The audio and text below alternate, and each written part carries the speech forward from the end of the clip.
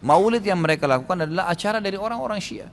Dan sekarang Anda boleh tanya kepada siapapun, kiainya, habibnya, tanya, apakah Nabi SAW pernah melakukan maulid kayak Anda lakukan nih? Pasti kalau mereka jujur, mereka akan mengatakan tidak pernah. Jadi kalau Anda menolak maulid, menolak maulud dengan pengertian seperti ini, maka Anda keluar dari Islam. Kalau dalam hukum seperti ini, saya menentang maulid Nabi, berarti Anda menentang kelahiran Nabi SAW. Saya menentang maulud Nabi, berarti Anda berhadapan dengan Nabi, Anda musuh Nabi. Assalamualaikum warahmatullahi wabarakatuh.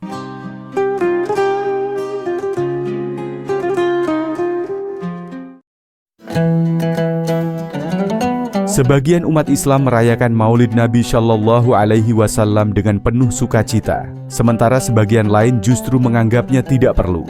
Mengapa bisa berbeda, padahal sama-sama ingin mengekspresikan cinta kepada Rasulullah Shallallahu Alaihi Wasallam? Untuk memahami perbedaan ini, mari kita lihat dasar pemikiran dua sudut pandang ulama kontemporer. Pertama, mari kita lihat sudut pandang yang melarang. Ustadz Khalid Basalamah menegaskan bahwa peringatan Maulid Nabi Shallallahu Alaihi Wasallam bukanlah tradisi yang dikenal di masa Nabi, para sahabat maupun tabi'in. Menurut beliau, praktik ini baru muncul pada abad ketiga Hijriah, ketika dinasti Fatimiyah Syiah memperkenalkannya. Karena tidak pernah dicontohkan oleh Rasulullah dan generasi terbaik Islam, maka Maulid dianggap sebagai bid'ah. Maulid Nabi SAW adalah merayakan hari lahir Nabi SAW. Awal mulanya muncul tahun 230 Hijriah. Dan ini muncul dari kerajaan dinasti Fatimiyah Syiah. Syiah ya. Yang itu dibentuk pada saat itu di Mesir. Dan mereka punya 6 macam maulid dan sampai hari ini di Iran masih ada tuh. Jadi yang berfaham Syiah memang mengikuti ini. Sayangnya banyak ahli sunnah yang menarik ajaran ini, pemahaman ini ke pemahaman mereka. Padahal sebenarnya pemahaman orang-orang Syiah. Dan Syiah ini jelas mengkafirkan sahabat, mengatakan Al-Quran kurang, gitu kan. Mereka punya 6 macam maulid. Maulid Nabi SAW, Hasan, Husain, Fatimah, Ali dan rajanya mereka. Dan mereka pada saat membaca maulid dengan zikir-zikir yang sering kita dengar sekarang, itu ya mereka berdiri di tengah-tengahnya karena menganggap ruhnya Nabi SAW sedang lewat. Banyak orang ahli sunnah di Indonesia yang benci dengan Syiah karena pemahaman Syiah jelas ya mengkafirkan sahabat, mencaci maki Abu Bakar dan Umar, mengkafirkan mereka, mengatakan Quran kurang, tapi mereka tidak sadar maulid yang mereka lakukan adalah acara dari orang-orang Syiah, gitu kan? Anda boleh kembali kepada buku sejarah, semua buku sejarah menjelaskan masalah itu. Dan sekarang Anda boleh tanya kepada siapapun, kiainya, habibnya, tanya, apakah Nabi SAW pernah melakukan maulid kayak Anda lakukan nih? Berzikir, baca salawat, berdiri, menganggap ruhnya Nabi sedang lewat, pernah? Pasti kalau mereka jujur, mereka akan mengatakan tidak pernah. Ditanya, lalu kenapa Anda lakukan? Bentuk cinta kepada Nabi SAW. Bentuk cinta itu harusnya mengikuti dan mencontohi dan melakukan apa yang dicontohkan dan diperintahkan saja, nggak menambah, gitu kan? Karena kalau kita menambah seakan-akan kita menganggap Nabi SAW masih ada yang belum disampaikan. Sekali lagi, saya tidak menyalahkan. Kalau Anda ngotot mengerjakannya, mengatakan ini benar, silahkan, itu hak Anda. Saya menyampaikan apa yang saya ketahui, gitu kan? Saya tidak menyalahkan, tidak menghardik, saya mengingatkan apa yang saya ketahui. Kalau Anda anggap ini benar, terimalah, gitu kan? Karena orang yang bijaksana, orang yang berakal adalah orang kalau menerima, mendengar sebuah penyampaian dan itu benar, lebih benar dari apa yang dia ketahui sebelumnya, maka dia menerimanya. Ya, maka dia akan selamat dari sifat sombong, kan gitu. Berbeda dengan pandangan yang melarang, Ustadz Adi Hidayat mengajak kita melihat Maulid Nabi Shallallahu Alaihi Wasallam dari sisi yang lebih sederhana. Menurut beliau, hari kelahiran seseorang itu netral, tidak otomatis berpahala atau berdosa. Yang menentukan adalah apa yang dilakukan di dalamnya. Jika maulid diisi dengan zikir, salawat, dan kajian tentang sirah Nabi, maka ia bisa menjadi tanda cinta sekaligus upaya untuk mengingat kembali keagungan akhlak Rasulullah Shallallahu Alaihi Wasallam. Apa hukumnya maulid Nabi? Maulid Nabi nggak ada hukumnya. Karena waktu lahirnya Nabi, bagaimana kita bisa melekatkan hukum pada waktu lahirnya Nabi? Lahir ya lahir. Kelahiran seseorang itu nggak ada hukumnya.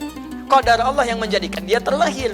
Hukum terletak pada perbuatan, bukan pada benda, dan bukan terletak pada waktu. Jadi ketika ada perbuatan melekat pada benda dan waktu itu, maka muncul hukum. Apa hukum gelas? Halo? Tidak ada hukumnya. Tapi kalau menyebutkan apa hukum gelas yang menampung kemudian barang yang haram yang digunakan gelas ini melakukan perbuatan haram, baru muncul haram. Apa hukumnya gelas yang digunakan untuk melempar orang lain? Haram hukumnya. Apa hukumnya gelas yang digunakan menampung air minum untuk diminum dalam keadaan yang sehat? Sunnah hukumnya. Apa hukumnya hari kelahiran? Hari kelahiran gak ada hukumnya. Yang melekat hukum itu bagaimana menyikapi hari kelahiran itu. Itu poinnya. Paham ya? Ketika ada perbuatan melekat kepadanya, maka di situ ada hukum. Maulud itu bayinya, berarti nabinya. Apa hukum maulud? Apa hukumnya nabi? Nabi yang lahir gak ada hukumnya. Jadi kalau Anda menolak maulud dengan pengertian seperti ini, maka Anda keluar dari Islam. Kalau dalam hukum seperti ini, saya menentang maulid Nabi, berarti Anda menentang kelahiran Nabi SAW. Saya menentang maulud Nabi, berarti Anda berhadapan dengan Nabi, Anda musuh Nabi. Bagaimana para sahabat menyikapi kelahiran Nabi SAW, kedatangan Nabi SAW, dan menyikapi keberadaan Nabi SAW. Bukan cuma lahirnya, tapi setiap kedatangannya. Nabi datang dari Madinah, dari Mekah ke Madinah disambut oleh para sahabat yang ada di sana. Nabi datang dengan perang Tabuk, dari perang Tabuk disambut oleh para sahabat di sana. Tala al-badru alaina min thaniyatil wada'i, wajaba syukru alaina mada'alillahi da'i. Masya Allah, disambut dengan madid. Bukti kesenangan mereka kepada Nabi SAW. Ada yang memuji Nabi SAW seperti Hasan bin Thabit, buat puisi-puisi memuji Nabi. Seperti Zuhair bin Abi Salma, tadinya musuh Nabi, begitu masuk Islam memuji Nabi SAW. Ada yang lagi kemudian menghormati Nabi dengan kedatangannya, dengan mengikuti Nabi kemanapun. Nabi mencontohkan, amalkan. Nabi mengajarkan, ikuti. Masya Allah. Begitu Nabi meninggal, diabadikanlah kemudian nilai-nilai penghormatan itu. Ada yang menulis sejarah tentang Nabi. Ada yang menulis pujian kepada Nabi dalam bentuk sholawat. Ada yang menulis tentang amalan-amalan Nabi. Ada yang menulis tentang pengajaran-pengajaran Nabi. Dikumpulkan dan sampailah itu kemudian kepada kita semuanya. Dan itulah cara terbaik menyikapi tentang maulud dan maulid. Apa cara terbaiknya? Keluarkan ayat-ayat Qur'annya. 1. Quran surah ke-33 ayat 21-nya. Laqad kana lakum fi Rasulillahi uswatun hasanah.